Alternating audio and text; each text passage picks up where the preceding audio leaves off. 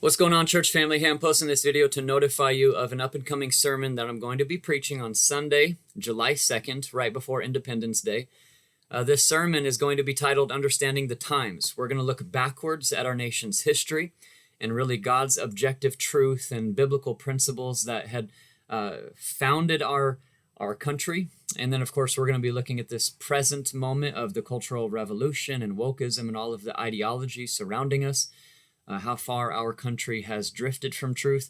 And then last, I'm going to be concluding the sermon with how we as American Christians, the adjective being Americans, the main identity, the main noun being Christians, we're going to look at what we should now do. How now shall we then live, as Chuck Colson would ask, in light of today's cultural revolution? How should we as Christians honor Christ going forward into the future? So this sermon is going to cover the past, the present, and the future.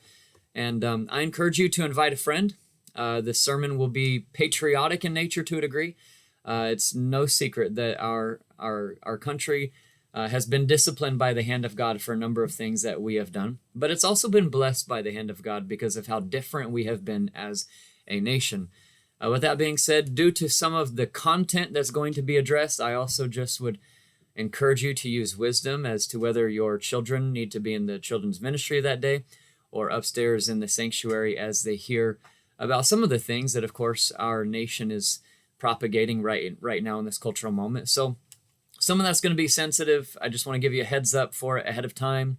But I also am super encouraged. I'm super excited to preach the sermon. I pray that you would be as well. So come out July 2nd and hear this sermon, Understanding the Times. God bless you. See you then.